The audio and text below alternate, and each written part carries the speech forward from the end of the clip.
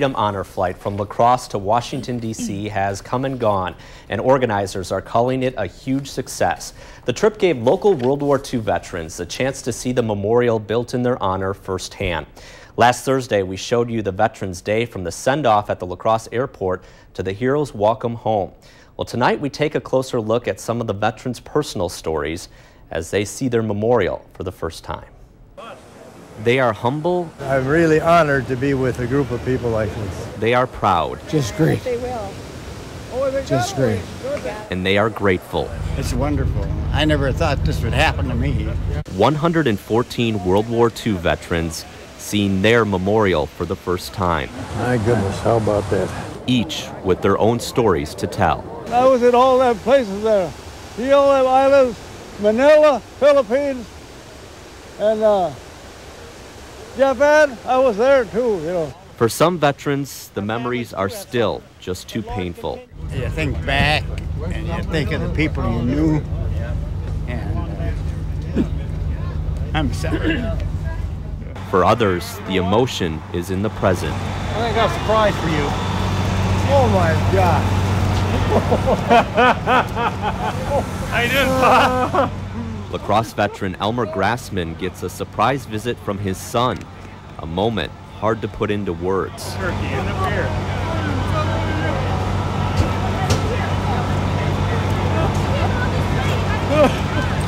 That's my son. I wanted to see that reaction. I couldn't believe it. I just couldn't believe it. A father and son, two generations, reliving a piece of history together. I've heard stories, and he'll bring them up once in a while, but he really didn't hear a lot about it. And I knew he had a lot of friends who had a lot of experiences there. So some of those stories have come out here that I don't think they would easily come out over a cup of coffee downtown La Crosse. You've seen pictures of it, but then to see the real thing is just unbelievable.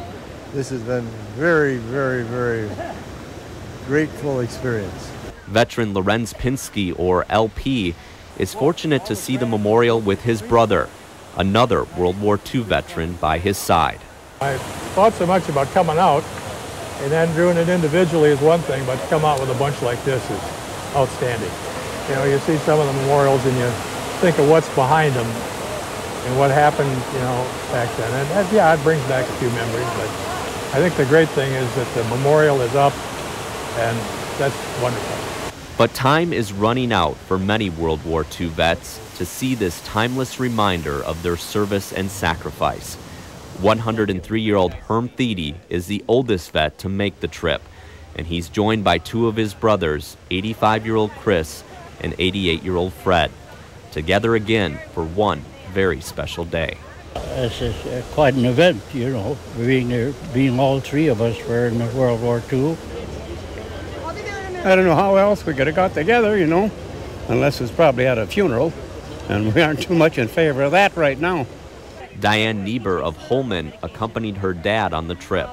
I'm very overwhelmed. Did you watch that debate last night? I never thought that I'd be able to see that my dad and two of his brothers who were in the same war together come together how many years later like this in this wonderful memorial. No, this is something that we helped fight for to free the world, you might say, in World War II. So it's quite a deal to get back and see this. The experience is overwhelming at times. I'm very touched, and I think my dad hasn't been speaking too much today because I think he's processing a lot of this himself, just doing a lot of mind thinking.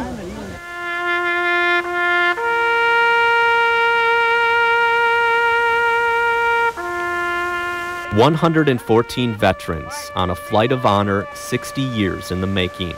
A band of brothers who stand tall with pride, knowing their achievements and sacrifices will now be remembered for generations to come.